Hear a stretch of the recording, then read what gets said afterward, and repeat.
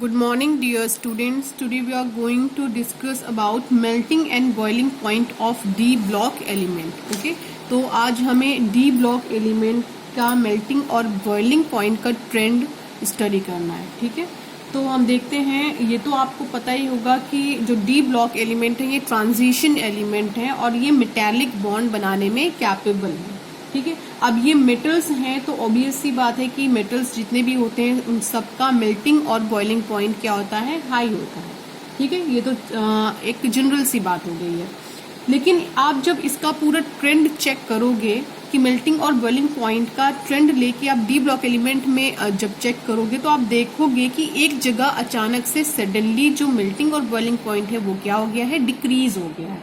ठीक है, तो अगर हम देखें तो एक रेगुलर पैटर्न हमें नहीं मिलता है मेल्टिंग और बॉइलिंग पॉइंट का डी ब्लॉक एलिमेंट में कि हम ये बोल सके कि लेफ्ट टू राइट जाने पे इंक्रीज होता है या डिक्रीज होता है. ऐसा हम नहीं बोल सकते. तो ऐसा इसलिए होता है कि जो मेल्टिंग और बॉइलिंग पॉइंट ट्रांजिशन मेटल्स का हाई होता है क्योंकि इनका जो स्ट्रक्चर होता है ये क्लोजली पैक्ड होता है. ये कैसे होते हैं, क्लोजली पैक्ड होते हैं, स्मॉल साइज के होते हैं और इनके अंदर इलेक्ट्रॉन की डेंसिटी हाई होती है. ठीक है, साथ ही इनके अंदर ये कैपेसिटी होता है कि ये स्ट्रॉन्ग मेटालिक बॉन्ड बना ले. ठीक है, अगर स्ट्रॉन्ग मेटालिक बॉन्ड ये बना पा रहे हैं तो इसका मतलब है कि इनके मेटालिक बॉन्ड को ब्रेक करने के लिए हमें काफी ज्यादा एनर्जी प्रोवाइड करनी पड़ेगी. ठीक है, अभी जो बॉन्ड की स्ट्रेंथ है, जो मेटालिक बॉन्ड ये बनाते हैं, भाई ये मैंने क्या बताया, ये क्या बनाते हैं, मेटालिक बॉन्ड बनाते हैं. तो मेटालिक बॉन्ड की स्ट्रेंथ, मजबूती, ठीक है, किस बात पे डिपेंड करती है, ये डिपेंड करेगी नंबर ऑफ अनपेयर इलेक्ट्रॉन पे. ठीक है, तो सीधे सीधे मैं लिख दे रही हूं, जो मेटालिक बॉन्ड है इसकी स्ट्रेंथ डिपेंड करेगी number of unpaired electron. Okay, तो जितने ज्यादा अनपेयर इलेक्ट्रॉन होंगे मेटालिक बॉन्ड उतना ही ज्यादा स्ट्रांग होगा और जितना ज्यादा स्ट्रांग होगा उतनी ही ज्यादा हमें एनर्जी प्रोवाइड करनी पड़ेगी उस बॉन्ड को ब्रेक करने के लिए. ठीक है, ये सीधा सा कॉन्सेप्ट है. जितना कम नंबर ऑफ अनपेयर इलेक्ट्रॉन होगा उतना ही बॉन्ड हमारा वीक होगा और उतनी ही कम एनर्जी हमें प्रोवाइड करनी पड़ेगी उस बॉन्ड को ब्रेक करने के लिए. तो एमपी हमारा क्या हो जाएगा, एमपी और बीपी वहां पे हमारा कम हो जाएगा. तो यानी नंबर ऑफ अनपेयर इलेक्ट्रॉन ज्यादा तो मेटालिक बॉन्ड की स्ट्रेंथ भी बहुत हाई, और स्ट्रेंथ हाई तो उसको ब्रेक करने के लिए हमें ज्यादा एनर्जी देनी पड़ेगी. ज्यादा एनर्जी देने का मतलब क्या है, हमें ज्यादा हीट प्रोवाइड करनी पड़ेगी और जिसकी वजह से उस पर्टिकुलर एलिमेंट का मेल्टिंग और बॉइलिंग पॉइंट हाई होगा. अब हम क्या करते हैं, 3D सीरीज को देखते हैं. ठीक है, 3D सीरीज में जो सबसे पहला हमारा एलिमेंट है वो आप जानते हो स्कैंडियम. स्कैंडियम का एटॉमिक नंबर होता है 21. ओके, अगर हम इसका डी ऑर्बिटल देखें तो आपको पता है कॉन्फ़िगरेशन क्या होता है, 3D1. चलो देखते हैं इसमें क्या होता है. 1 2 3 4. तो इसका जो डी ऑर्बिटल है, डी ऑर्बिटल में केवल एक अनपेयर इलेक्ट्रॉन. इसके बाद हम आते हैं टाइटेनियम में 22 3D2. ये सारे ऐसे हम लोग बनाते चले जाते हैं, तब हमें ज्यादा क्लियर होगा. इसके डी ऑर्बिटल में 2 इलेक्ट्रॉन. देन वैनेडियम की बात करते हैं 23 3D3. ओके, इसके डी ऑर्बिटल में 3 इलेक्ट्रॉन. देन हम क्रोमियम की बात करते हैं और क्रोमियम को आप जानते ही हो, क्लास 11th में ही आपने स्टडी किया होगा कि ये क्या है, एक एक्सेप्शन है. ओके, और एक्सेप्शन को हम कंसीडर नहीं करते. तो इसके पास क्या है, 5 अनपेयर इलेक्ट्रॉन, यानी टोटल 5 अनपेयर इलेक्ट्रॉन है.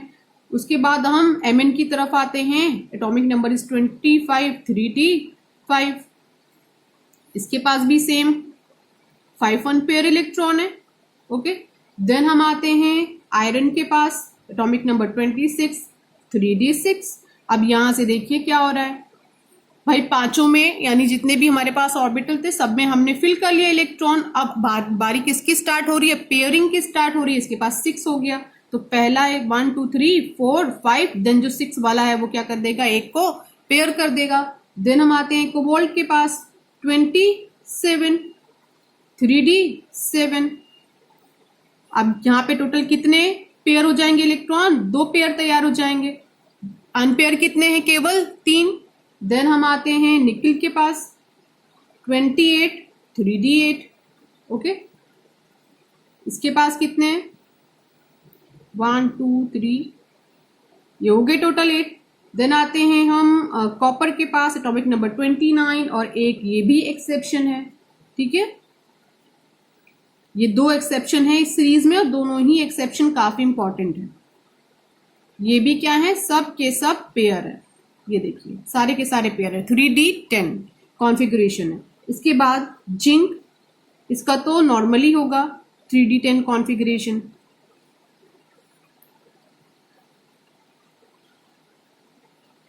ओके, तो अगर आप कॉन्फ़िगरेशन देखो और उसके बाद ये जो रिलेशनशिप मैंने दिया, आप इस रिलेशनशिप को देखो तो एक चीज आपको समझ में आएगी कि जैसे जैसे नंबर ऑफ अनपेयर इलेक्ट्रॉन बढ़ेंगे वैसे वैसे बॉन्ड की स्ट्रेंथ क्या होगी? बढ़ेगी। जब बॉन्ड की स्ट्रेंथ बढ़ेगी तो बॉन्ड को ब्रेक करने के लिए हमें ज्यादा एनर्जी प्रोवाइड करनी पड़ेगी। इट मीन्स हमें ज्यादा हीट प्रोवाइड करनी पड़ेगी। तो इसका सीधा सा मतलब है कि बॉइलिंग पॉइंट और मेल्टिंग पॉइंट उस पर्टिकुलर एलिमेंट्स का क्या होगा? ज्यादा होगा। तो जब आप स्कैंडियम से लेकर के चलते हो कहां तक? क्रोमियम तक। मैग्नीज को आप छोड़ दीजिए, ये एक एक्सेप्शन है, एक ये एक्सेप्शन है बीच में। तो यहां तक जब आप चढ़ते हो तो यहां पे हो क्या रहा है? नंबर ऑफ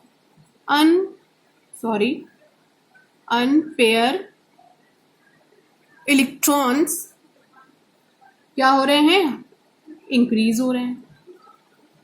अब अनपेयर इलेक्ट्रॉन्स हो रहे हैं जिसकी वजह से हमारा जो मेटालिक कैरेक्टर है, मेटालिक कैरेक्टर वो भी क्या हो रहा है? इंक्रीज हो रहा है। ठीक है, यानी जो मेटालिक बॉन्ड बना रहे हैं वो बॉन्ड बहुत स्ट्रांग बन रहा है और उस बॉन्ड को ब्रेक करने के लिए, उस पर्टिकुलर बॉन्ड को ब्रेक करने के लिए हमको एनर्जी ज्यादा प्रोवाइड करनी पड़ेगी। तो यहां पे क्या होगा? Provide large amount of energy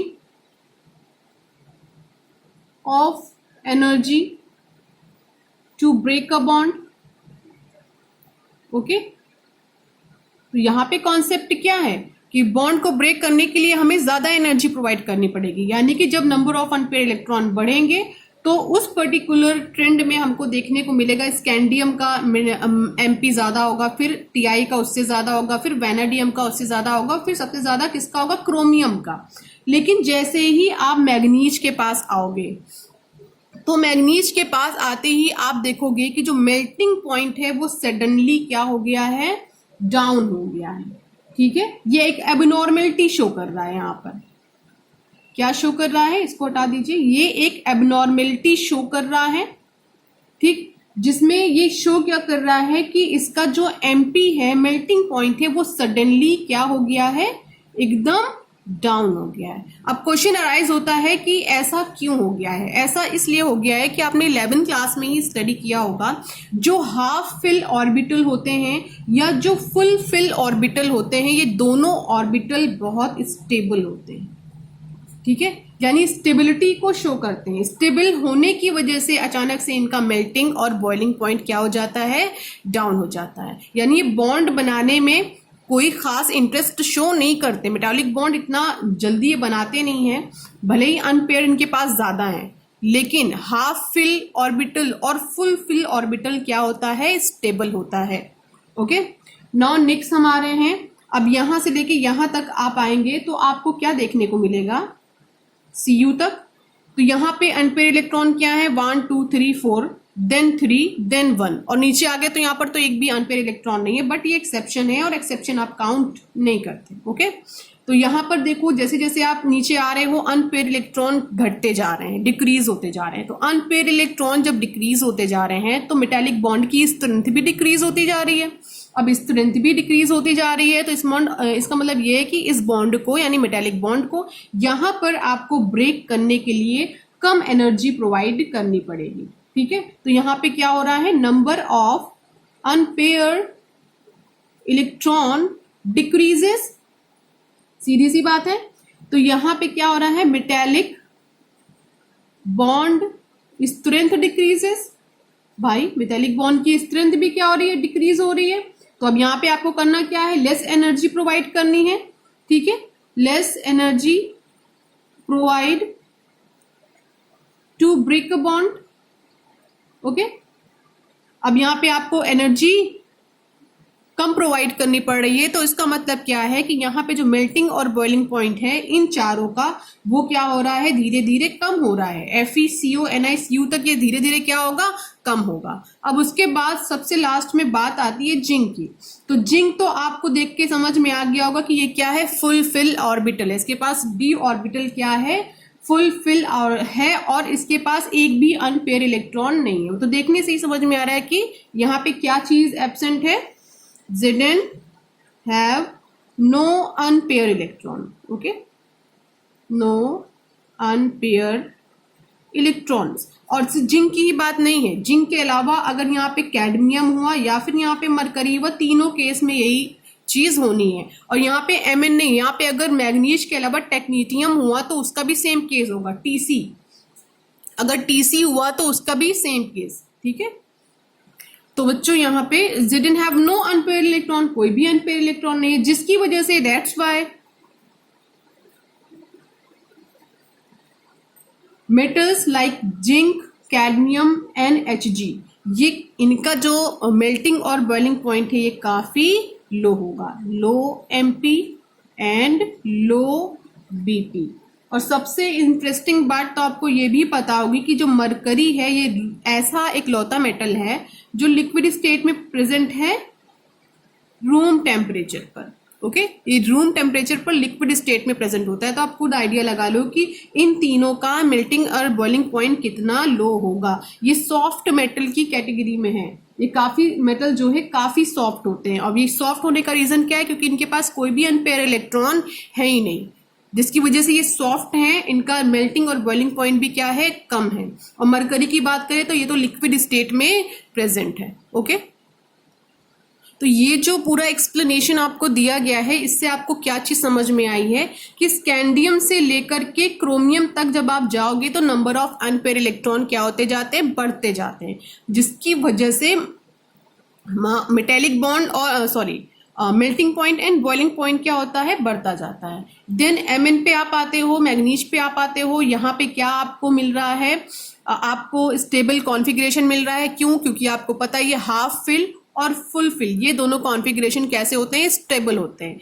जिसकी वजह से यहाँ पर एक एबनॉर्मेलिटी आपको देखने को मिलेगी इस जगह पर। यहाँ पर सडनली जो मेल्टिंग और बॉइलिंग पॉइंट है अचानक से डाउन हो जाएगा, ठीक है। उसके बाद जब फिर आप आगे बढ़ोगे तो आपका आयरन, कोबाल्ट, निकिल है, कॉपर, यहाँ तक आप आओगे तो फिर से आप देखोगे कि यहाँ पे जो अनपेयर इलेक्ट्रॉन है, ये अनपेयर इलेक्ट्रॉन क्या हो गए हैं, धीरे धीरे कम होते जा रहे हैं। अनपेयर इलेक्ट्रॉन कम होने की वजह से इनका जो मेल्टिंग एंड बॉइलिंग पॉइंट है as compared to scandium, titanium, vanadium, chromium, तो इनका बॉइलिंग पॉइंट, मेल्टिंग पॉइंट थोड़ा कम होगा। लेकिन जैसे ही आप जिंक के पास आओगे तो आपको दिखेगा कि एकदम अचानक से फिर से मेल्टिंग पॉइंट क्या हो गया है, काफी डाउन हो गया है, ठीक है। इसको आप समझने के लिए एनसीईआरटी की बुक में देखिए, आपको एक ये दिखाया गया है। देखिए, ये आपको दिखाया गया है कि यहाँ पे सबसे पहले क्या, scandium, then titanium, vanadium, chromium, यहाँ तक मेल्टिंग पॉइंट पहले क्या हुआ है, बढ़ा है, क्योंकि नंबर ऑफ अनपेयर इलेक्ट्रॉन बढ़े हैं। क्रोमियम के बाद मैग्नीज पर आप आए तो अचानक से क्या हो गया, डाउन हो गया मेल्टिंग पॉइंट। क्यों? क्योंकि यहाँ पे स्टेबल कॉन्फ़िगरेशन आपको मिल गया है, हाफ फिल इलेक्ट्रॉनिक कॉन्फ़िगरेशन मिल गया है। इसके बाद जब आप थोड़ा सा आगे बढ़े, Fe की तरफ आए, तो Fe में आपने देखा कि 3 अनपेयर इलेक्ट्रॉन है, कोबाल्ट में 2 है, निकिल में कितने हैं, 1 अनपेयर इलेक्ट्रॉन है। तो इस तरह number of unpair electron, Fe में 4 है। ओके, तो इस तरह नंबर ऑफ अनपेयर इलेक्ट्रॉन क्या होने लगे, घटने लगे। तो जब नंबर ऑफ अनपेयर इलेक्ट्रॉन घटने लगे तो आप देखिए यहाँ पे अनपेयर इलेक्ट्रॉन है, तो इनका जो Mp है वो काफी ज्यादा है। उसके बाद बहुत कम हो गया है Mn का, पर इनसे Mn से ज्यादा इन तीनों का है, लेकिन इन तीनों से फिर भी कम है। देखिए ये यहाँ पे प्रेजेंट है, ये उससे नीचे प्रेजेंट है, ठीक है। और ये क्यों है, क्योंकि नंबर ऑफ अनपेयर इलेक्ट्रॉन क्या होते जा रहे हैं, घटते जा रहे हैं, ठीक है। इसके बाद अचानक से क्या होता है, Cu पे आकर के हमारा जो है घट जाता है एकदम से।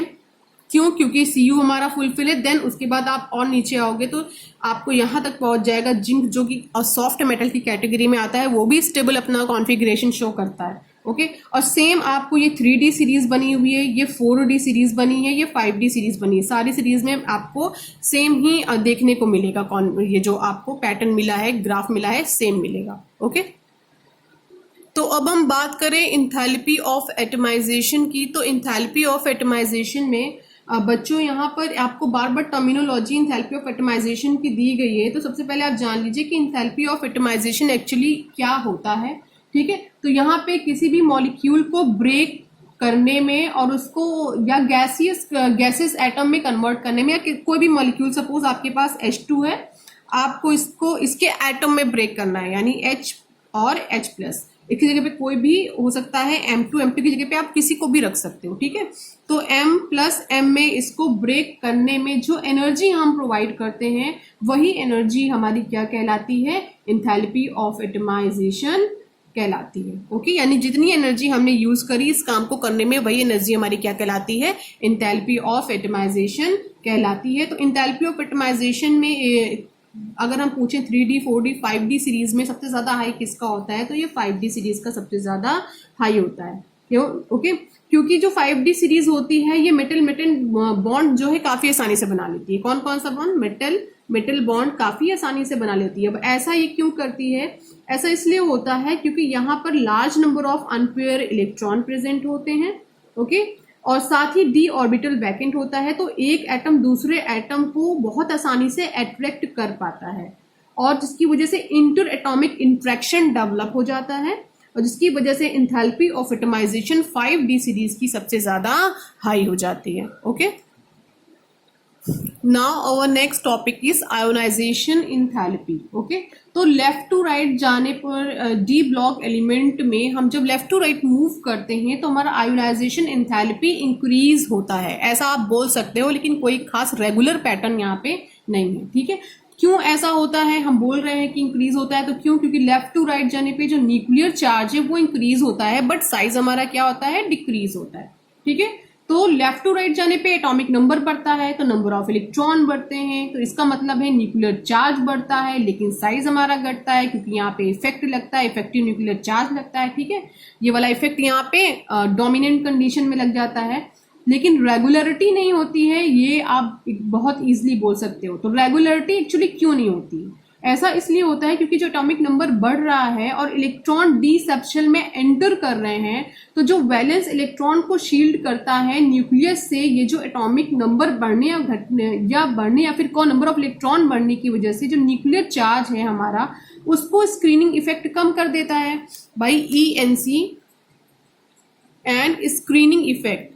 ये दोनों इफेक्ट मैंने आपको प्रीवियस वीडियो में समझा दिए हैं। ठीक है, इसको समझना बहुत जरूरी है अगर आपको इस चैप्टर को समझना है। ठीक है, तो जब नंबर ऑफ इलेक्ट्रॉन किसी भी, सपोज ये है आपके पास, मैंने बना दिया है, नंबर ऑफ इलेक्ट्रॉन अगर इसमें बढ़ते जाएंगे, तो नंबर ऑफ इलेक्ट्रॉन का मतलब एक्चुअली क्या होता है कि number of electron is just equal to number of proton, यानी कि यहाँ पे पॉजिटिव कैरेक्टर भी बढ़ता जाएगा, तो आउटर जो हमारा इलेक्ट्रॉन है पॉजिटिव कैरेक्टर उसको अपनी तरफ अट्रैक्ट करेगा, लेकिन प्रोटॉन तो बढ़ ही रहा है, लेकिन नंबर ऑफ इलेक्ट्रॉन भी तो साथ में बढ़ रहे हैं, तो इसके जो इलेक्ट्रॉन यहाँ पे बढ़ रहे हैं, ये इलेक्ट्रॉन क्या करेंगे? स्क्रीनिंग इफेक्ट शो करने लग जाएंगे, force of repulsion outer electron के ऊपर लगाने लग जाएंगे, जिसकी वजह से इसका जो यहाँ पे कैसा इफेक्ट डेवलप होगा? स्क्रीनिंग इफेक्ट, यानी फोर्स ऑफ रिपल्शन डेवलप होगा, फोर्स ऑफ अट्रैक्शन भी डेवलप है, दो फोर्स यहाँ पे लग रहे हैं। तो मैंने आपको ये बताया था कि यहाँ पे जो डोमिनेंट फोर्स होता है वो कौन सा होता है?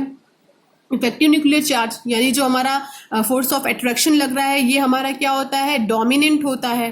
ठीक है, डोमिनेंट होने की वजह से हमें नेट इफेक्टिव न्यूक्लियर चार्ज पता चल जाता है, उसी को हम ENC बोल रहे थे, आप प्रीवियस वीडियो में से देख लीजिएगा। तो ये दोनों जो इफेक्ट हैं ये ओवरऑल एप्लीकेबल हैं पूरे के पूरे डी ब्लॉक एलिमेंट में। ठीक है, जिनकी वजह से ही आपको कोई रेगुलरिटी नहीं मिलती, चाहे वो आयोनाइजेशन इंथैल्पी हो या कुछ भी हो, उसमें कोई आपको रेगुलर पैटर्न देखने को नहीं मिलेगा कि आप बोल दो सीधे सीधे कि लेफ्ट टू राइट जाने पे इंक्रीज हो रहा है या फिर डिक्रीज हो रहा है, ऐसा आप बोल नहीं सकते। कोई ना कोई आपको ऐसा बीच में मिल जाएगा एलिमेंट जो सडनली अपने कैरेक्टर को डिक्रीज कर देगा या सडनली इंक्रीज कर देगा। ओके, तो इसको बेटा थोड़ा अच्छे से समझते हैं।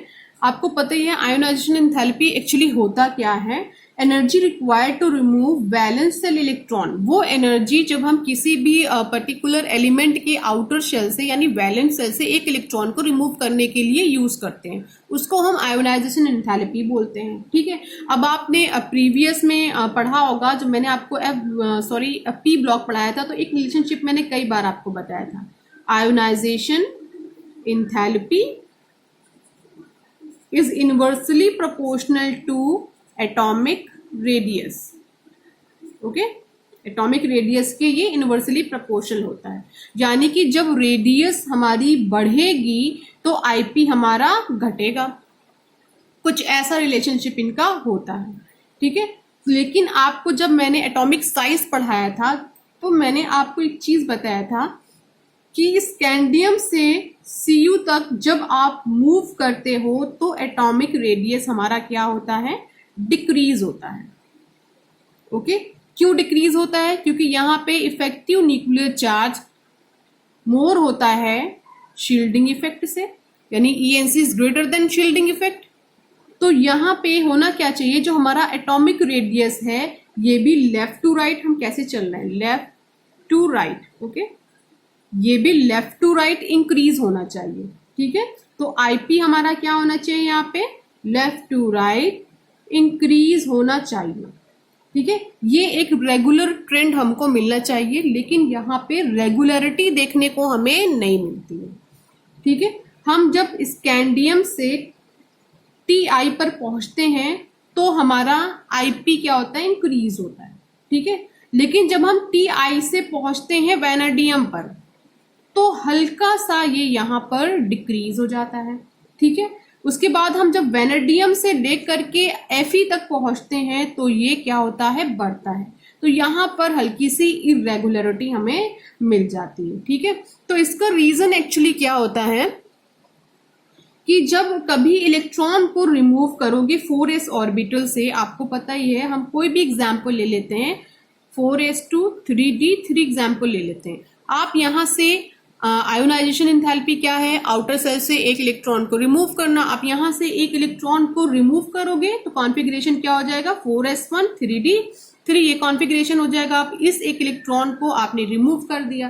ठीक है, तो अब मैं इसका देखिए ऑर्बिटल स्ट्रक्चर बना देती हूँ। ये आपका 4s1 है, यहाँ पे एक अनपेयर इलेक्ट्रॉन है, और ये आपका 3d है। ठीक है, यहाँ पे टोटल कितने इलेक्ट्रॉन है, 1 2 3 अनपेयर इलेक्ट्रॉन प्रेजेंट है। ठीक है, तो ये जो इलेक्ट्रॉन रिमूव होगा तो उस इलेक्ट्रॉन के चले जाने के बाद जो आपका 4s का एक इलेक्ट्रॉन चला गया, और हमने सपोज कर लिया कि 3d है, सपोज करके इसको मैं समझा रही हूँ, यहाँ पे कंफ्यूज मत होना, सपोज करके यहाँ पे मैं आपको समझा रही हूँ। ठीक है, तो यहाँ पर जब ये भी चला गया, यहाँ से एक इलेक्ट्रॉन मूव कर गया, तो यहाँ पर होने क्या लग जाता है, ये जो एक अनपेयर इलेक्ट्रॉन है, दूसरा ये आपके 3 अनपेयर इलेक्ट्रॉन जो 3d में प्रेजेंट है। और जब मैंने चैप्टर स्टार्ट किया था तभी मैंने आपको बताया था 4s एंड 3d, इन दोनों ऑर्बिटल के बीच में एनर्जी गैप, ठीक है, बहुत कम होता है, बहुत ज्यादा कम होता है। ठीक है, एनर्जी गैप कम हो जाने की वजह से ये चारों अनपेयर इलेक्ट्रॉन अपनी अपनी जगह को एक्सचेंज करना स्टार्ट कर देते हैं। ठीक है, कैसे एक्सचेंज करते हैं, सपोज ये वाला जो अनपेयर इलेक्ट्रॉन है ये कहाँ मूव कर गया, 3d के पास, और 3d वाला इसकी जगह पे मूव कर गया, यानी दोनों ने अपनी जगह एक्सचेंज कर ली। अब ये वाला जो यहाँ आया है ये अब कहाँ मूव कर जाए, सेकेंड वाले पे, तो सेकेंड वाला इसकी जगह पे मूव कर जाए। ठीक है, फिर जो सेकेंड वाला यहाँ पे आया है ये मूव कर जाए थर्ड की जगह पे, तो थर्ड वाला इसकी जगह पे मूव कर जाए। इस तरह ये अपने प्लेस को क्या किया करते हैं, एक्सचेंज किया करते हैं। ठीक है, क्यों एक्सचेंज कर रहे हैं, क्योंकि 4s और 3d ऑर्बिटल के बीच में एनर्जी गैप बहुत ज्यादा कम है। ओके, तो अब ये जो एक्सचेंज कर रहे हैं अपने प्लेस को, एक्सचेंज करने की वजह से भी यहाँ पे कोई ना कोई एनर्जी रिलीज हो रही है। तो यहाँ पर जो एनर्जी रिलीज हो रही है उसको हम रीऑर्गेनाइजेशन एनर्जी या फिर एक्सचेंज एनर्जी के नाम से भी जानते हैं। ओके, तो जब हम फर्स्ट इलेक्ट्रॉन को रिमूव करते हैं तो वहां पर हमको कहीं ना कहीं एक्सचेंज एनर्जी को भी कंसीडर करना पड़ता है, क्योंकि एक्सचेंज एनर्जी भी काफी इफेक्ट आईपी पे यहाँ पे डालती है। आयोनाइजेशन पोटेंशियल पे एक्सचेंज एनर्जी भी अपना अच्छा खासा इफेक्ट डालती है। ठीक है, तो ये जो आपकी एक्सचेंज एनर्जी है, ओके, ये किसके डायरेक्टली प्रोपोर्शनल है? आयोनाइजेशन के, आईपी के डायरेक्टली प्रोपोर्शनल है। अगर एक्सचेंज एनर्जी ज्यादा होगी तो हमारा आईपी भी क्या होगा? ज्यादा होगा। तो ये जो इरेगुलरिटी आपको दिख रही है वो एक्सचेंज एनर्जी की वजह से दिख रही है, ठीक है। अब ये एक्सचेंज एनर्जी किस बात पर डिपेंड कर रही है? अनपेयर इलेक्ट्रॉन पर। एक तो ये आईपी के साथ इसका ऐसा रिलेशनशिप है, दूसरा एक्सचेंज एनर्जी का रिलेशनशिप अनपेयर इलेक्ट्रॉन के साथ कैसा है? वो भी डायरेक्टली प्रोपोर्शनल है।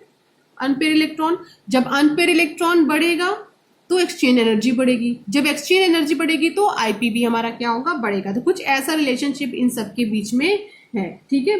तो अगर हम यह कंपेयर करें कि यहाँ पे हमारे पास वेनाडियम है, इसके बाद हमारे पास वेनेडियम के बाद होता है क्रोमियम है, एमएन है, एफई है। अगर इन सब में आप कंपेयर करोगे तो आप देखोगे जो वेनेडियम है, वेनेडियम के पास केवल 3 अनपेयर इलेक्ट्रॉन होते हैं। इन सबसे कंपेयर करो तो सबसे कम इसी के पास अनपेयर इलेक्ट्रॉन है। क्रोमियम के पास कितने? 5 है, एमएन के पास 5 है, आयरन के पास 4 है, लेकिन वेनेडियम के पास क्या है? सबसे कम अनपेयर इलेक्ट्रॉन है, ठीक है। और मैंने आपको क्या बताया? अनपेयर इलेक्ट्रॉन डायरेक्टली किसके प्रोपोर्शनल है? एक्सचेंज एनर्जी के।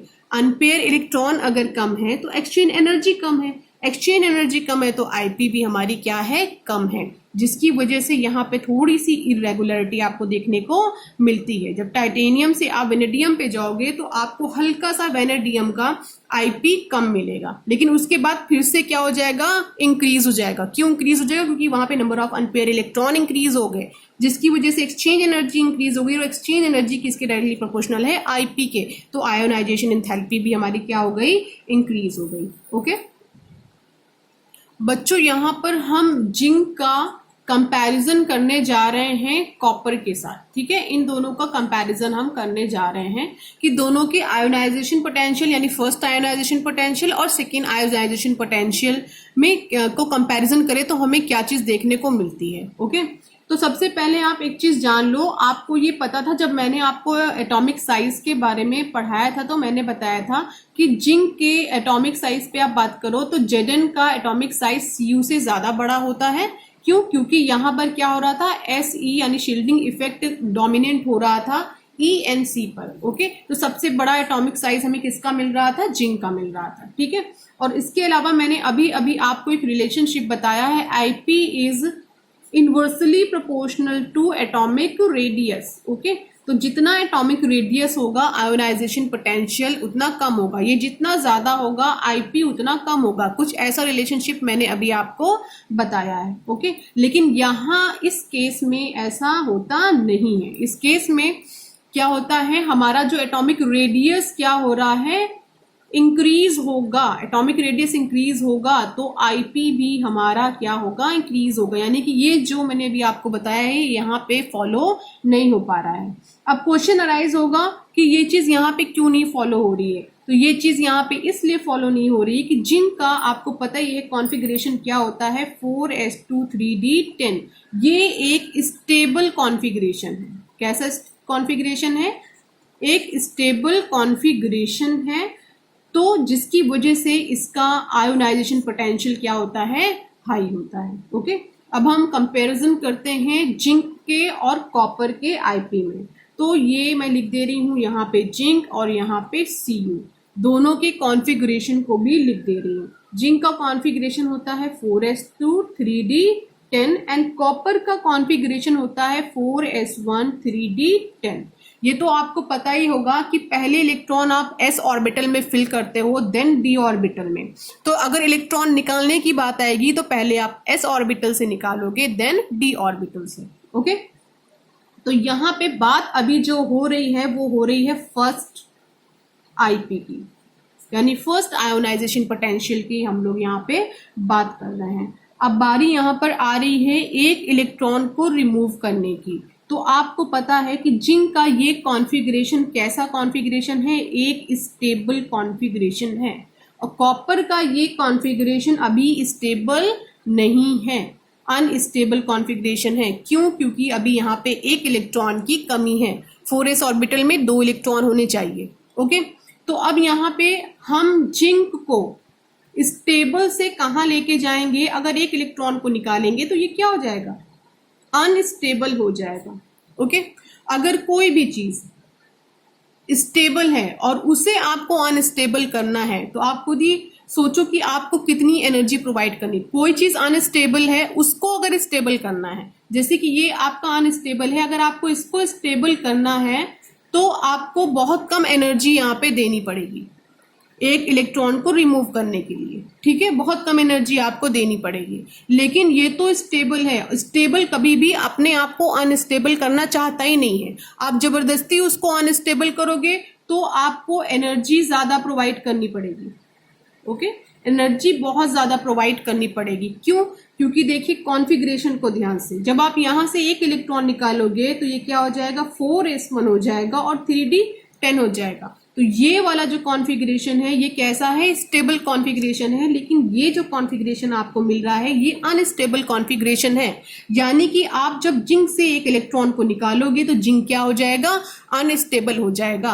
और कोई भी अपने आप को अनस्टेबल करना चाहता नहीं है, तो अगर आप इसको जबरदस्ती अनस्टेबल कर रहे हो तो आपको बहुत ज्यादा एनर्जी प्रोवाइड करनी पड़ेगी, ओके। तो जिसकी वजह से जो आप आयोनाइजेशन, फर्स्ट आयोनाइजेशन एंथैल्पी की आप बात करो तो जिंक की ज्यादा होती है कॉपर से, क्योंकि ज्यादा एनर्जी आप प्रोवाइड करते हो जिंक से एक इलेक्ट्रॉन को निकालने के लिए। लेकिन जब आप यहां पर आते हो तो यहां पर आप 4s1 है और 4s1 से अगर एक इलेक्ट्रॉन हटा दो तो 4s 0 हो जाएगा, यानी कि ये तो ऑर्बिटल ही खत्म हो जाएगा, केवल क्या बचेगा, 3d10 बचेगा। और 3d10 एक स्टेबल कॉन्फ़िगरेशन है, लेकिन ये एक अनस्टेबल कॉन्फ़िगरेशन है। तो किसी अनस्टेबल स्पीसीज को अगर आपको स्टेबल करना हो तो उसकी तो बल्ले बल्ले, वो बहुत जल्दी अपने आप को स्टेबल करेगा, है कि नहीं। तो यहाँ पर क्या होता है कि आपको यहाँ पर एनर्जी बहुत कम प्रोवाइड करनी पड़ती है। क्यों? क्योंकि Cu यहाँ पे क्या हो रहा है, अपने एक इलेक्ट्रॉन निकल जाने की वजह से स्टेबल हो रहा है। तो फर्स्ट आयोनाइजेशन पोटेंशियल की हम बात करें तो जिंक का फर्स्ट IP काफी ज्यादा हाई होता है एज कंपेयर टू Cu। अब यहाँ पे जिंक से आपने एक इलेक्ट्रॉन निकाल दिया तो जिंक अब हो क्या गया है, Zn पॉजिटिव, और Cu क्या हो गया है, Cu पॉजिटिव, ठीक है। अब जो Zn पॉजिटिव है इसका कॉन्फ़िगरेशन क्या है, 4s1 3d10, और Cu का कॉन्फ़िगरेशन अब क्या है, 3d10। आप खुद ही देख के बताओ कि इन दोनों कॉन्फ़िगरेशन में अब कौन स्टेबल है। तो अब कौन स्टेबल है, ये 3d10 हमारा क्या है, स्टेबल है, ठीक है। लेकिन ये वाला कॉन्फ़िगरेशन अब क्या है, अनस्टेबल है। और यहाँ पे हम बात किसकी कर रहे हैं, सेकेंड IP की, क्योंकि अब हम यहाँ पे दूसरा इलेक्ट्रॉन रिमूव करने जा रहे हैं, ओके। तो जब इससे हम दूसरा इलेक्ट्रॉन निकालेंगे तो आप खुद ही देखो कि 4s1 से एक इलेक्ट्रॉन चला जाएगा तो ये वाला तो ऑर्बिटल खत्म हो जाएगा, इसके पास कौन सा ऑर्बिटल बचेगा, 3d10। तो इसका मतलब जिंक अब अनस्टेबल से क्या होगा, स्टेबल होगा, ओके। जब कोई भी स्पीसी अनस्टेबल से स्टेबल की तरफ जाती है, मूव करती है, तो आपको उसको एनर्जी कम प्रोवाइड करनी पड़ती है, ओके। जिसकी वजह से अगर सेकेंड IP की बात करें तो सेकेंड आयोनाइजेशन पोटेंशियल जिंक की कम होती है एज कंपेयर टू Cu। क्यों? क्योंकि जो Cu है, अब जब आप Cu से एक इलेक्ट्रॉन रिमूव कर दोगे तो ये क्या हो जाएगा, 3d9 हो जाएगा। अब ये स्टेबल से क्या हो गया है, अनस्टेबल हो गया है। तो स्टेबल स्पीसी को जब आप अनस्टेबल करोगे तो आपको एनर्जी काफी ज्यादा प्रोवाइड करनी पड़ेगी। तो ऐसा कभी भी कंपैरिजन आपके यहाँ क्वेश्चन अराइज हो जाए कि फर्स्ट IP जिंक की ज्यादा होती है बट कॉपर की कम होती है, और सेकेंड IP की बात करें तो जिंक की कम होती है, कॉपर की ज्यादा होती है, तो ऐसा क्यों, तो ऐसा कंपैरिजन करके आपको आंसर देना होगा, ओके। तो यहाँ पर एक और इम्पॉर्टेंट पॉइंट है, वो ये है कि जो 5D सीरीज होती है, इस 5D सीरीज की IP सबसे ज्यादा होती है as compared to 3D and 4D। ऐसा क्यों? ऐसा इसलिए होता है कि जो आपकी 5D सीरीज होती है, उस 5D सीरीज में D ऑर्बिटल में इलेक्ट्रॉन फिल करने से पहले आपको F ऑर्बिटल में इलेक्ट्रॉन फिल करने पड़ते हैं, यानी 6s में सबसे पहले आप फिल करते हैं, देन 4f में, देन 5d में आपको इलेक्ट्रॉन फिल करने पड़ते हैं। जिसकी वजह से ये जो कॉन्फ़िगरेशन है ये न्यूक्लियस के काफी क्लोज होता है। जो 4f है ये न्यूक्लियस के काफी क्लोज होता है, जिसकी वजह से जो आपका ENC है वो क्या हो जाता है, काफी ज्यादा बढ़ जाता है और शील्डिंग इफेक्ट यहाँ पे ऑलमोस्ट निग्लिजिबल हो जाता है। अब ये शील्डिंग इफेक्ट नेग्लिजिबल हो गया तो साइज हमारा क्या हो गया, काफी छोटा हो गया, जिसकी वजह से 5D सीरीज है इसकी आयोनाइजेशन पोटेंशियल काफी हाई होती है। ओके, तो अभी आपने जिंक और कॉपर का कंपैरिजन देखा है, अब आप मैग्नीज यानी Mn एंड क्रोमियम का कंपैरिजन भी देख लीजिए, इनके आईपी में कैसे कंपैरिजन हम कर सकते हैं। तो आपको मैंने अभी बताया है कि हाफ फिल डी ऑर्बिटल और फुल फिल डी ऑर्बिटल दोनों स्टेबल होते हैं, और मैग्नीशियम का कॉन्फ़िगरेशन क्या है, 4s2 3d5, ये कैसा है, हाफ फिल डी ऑर्बिटल है। और क्रोमियम का कॉन्फ़िगरेशन क्या है, 4s1 3d5, ये अभी हाफ फिल इसको नहीं बोल सकते क्योंकि s में एक इलेक्ट्रॉन यहाँ पे क्या है, कम है, तो ये स्टेबल कॉन्फ़िगरेशन नहीं है। ओके, तो ये क्या है, अनस्टेबल है, और ये क्या है, स्टेबल है। तो आप इसमें से जब एक इलेक्ट्रॉन निकालोगे तो कॉन्फ़िगरेशन क्या हो जाएगा, 4s1 3d5। तो ये जो है स्टेबल से क्या दिख रहा है, अनस्टेबल दिख रहा है। किसी भी स्पीसीज को जब आप स्टेबल से अनस्टेबिलिटी की तरफ लेकर जाते हो तो आपको एनर्जी ज्यादा देनी पड़ती है। ठीक है, जब आपको एनर्जी ज्यादा देनी पड़ेगी तो अभी बात हमने किसकी करी है, फर्स्ट आयोनाइजेशन पोटेंशियल की। तो Mn की first ionization potential as compared to chromium इससे ज्यादा होगी। क्यों, क्योंकि क्रोमियम से जब आप एक इलेक्ट्रॉन हटाओगे तो 4s ऑर्बिटल आपका खत्म हो जाएगा, केवल बचेगा क्या, 3d5, और 3d5 आपका कैसा है, स्टेबल कॉन्फ़िगरेशन है। तो अनस्टेबल से कहाँ लेके जा रहे हो, स्टेबल की तरफ। तो अनस्टेबल से जब आप स्टेबल की तरफ लेके जाओगे तो आपको एनर्जी यहाँ पे कम देनी पड़ेगी, यानी कि फर्स्ट आईपी Mn की काफी हाई होती है एज कंपेयर टू क्रोमियम। अब हम बात करते हैं Mn di positive and Cr positive की, और यहाँ पे बात अब किसकी होगी, सेकेंड आईपी की बात होगी। ठीक है, तो इसका कॉन्फ़िगरेशन 4s1 3d5 आपको मिला है, क्रोमियम का कॉन्फ़िगरेशन 3d5 आपको मिला है। अब आपको यहां से एक इलेक्ट्रॉन को रिमूव करना है, और ये कॉन्फ़िगरेशन कैसा है, अनस्टेबल कॉन्फ़िगरेशन है। जब आप एक इलेक्ट्रॉन यहां से रिमूव करोगे तो आपको एक स्टेबल कॉन्फ़िगरेशन मिल जाएगा, यानी स्टेबिलिटी मिल जाएगी। ओके, तो ये क्या हो जाएगा, स्टेबल हो जाएगा। तो कोई अनस्टेबल स्पीसीज जब स्टेबल होती है तो आपको वहां पे एनर्जी कम प्रोवाइड करनी पड़ती है। यहाँ पे आपको एक इलेक्ट्रॉन निकलने के लिए कम एनर्जी देनी पड़ेगी, क्योंकि आप अनस्टेबल से को क्या कर रहे हो, स्टेबल कर रहे हो। लेकिन ये तो कैसा कॉन्फ़िगरेशन है, स्टेबल कॉन्फ़िगरेशन है। ठीक है, जब यहाँ पर आप एक इलेक्ट्रॉन को निकालोगे तो कैसा हो जाएगा, 3d4 हो जाएगा, यानी स्टेबल से कैसा हो गया है, अनस्टेबल हो गया है। और आपको यहाँ पर एक इलेक्ट्रॉन को निकालने के लिए काफी ज्यादा एनर्जी प्रोवाइड करनी पड़ेगी। तो फर्स्ट आयोनाइजेशन एनर्जी पोटेंशियल की आप बात करो तो Mn का हाई होता है एज कंपेयर टू Cr यानी क्रोमियम।